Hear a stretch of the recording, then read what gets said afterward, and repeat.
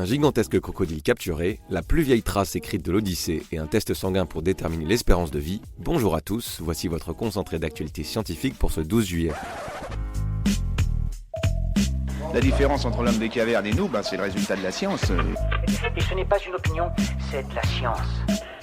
Notre monde n'est pas si moche.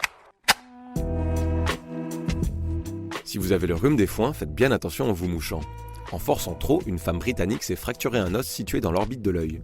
Peu de temps après s'être mouchée, elle a perdu temporairement la vue. 2 heures plus tard, sa narine gauche s'est mise à saigner et son œil gauche à se boursoufler. Des symptômes qui l'ont conduite aux urgences pour se faire soigner. Un gigantesque crocodile a été capturé dans le nord de l'Australie. Le prédateur a une 60aine d'années et mesure plus de 4 mètres de long. Pesant plus d'une demi-tonne, il avait été repéré il y a 10 ans pour sa taille imposante. Il a été piégé près des habitations par les gardes qui voulaient prévenir toute interaction dangereuse entre l'homme et l'impressionnant animal.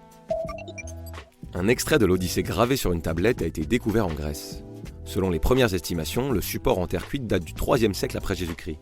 L'Iliade et l'Odyssée attribuée à Homère auraient été composées près de 1000 ans avant cette trouvaille.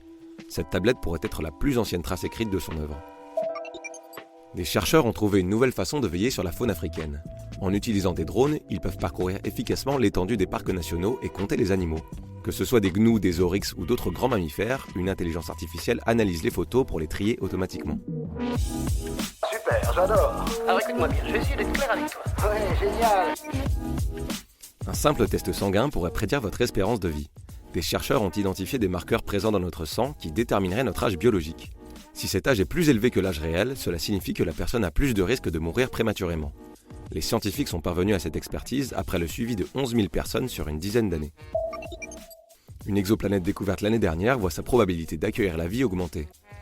Des chercheurs se sont intéressés à l'étoile autour de laquelle la planète orbite. En étudiant sa composition, ils ont pu déduire la taille de la planète et son exposition à la lumière et à la chaleur.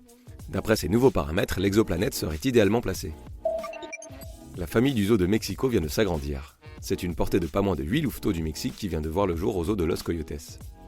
Une excellente surprise pour les soigneurs car les mères de l'espèce en danger Canis lupus belei ne donnent habituellement naissance qu'à 4 petits à la fois. L'utilisation des pesticides pose décidément problème. Une étude d'envergure a montré un lien entre leur présence et des troubles de la mémoire chez les abeilles. Celles-ci seraient moins aptes à se souvenir des odeurs des fleurs. Cette capacité est primordiale pour leur recherche de nourriture car elles doivent mémoriser quelles sont les fleurs à butiner. Et voilà, c'est tout pour aujourd'hui. Nous vous disons à demain pour un nouveau concentré d'actualité scientifique. Voilà. Il ne reste plus qu'à vous remercier de votre attention. Au revoir.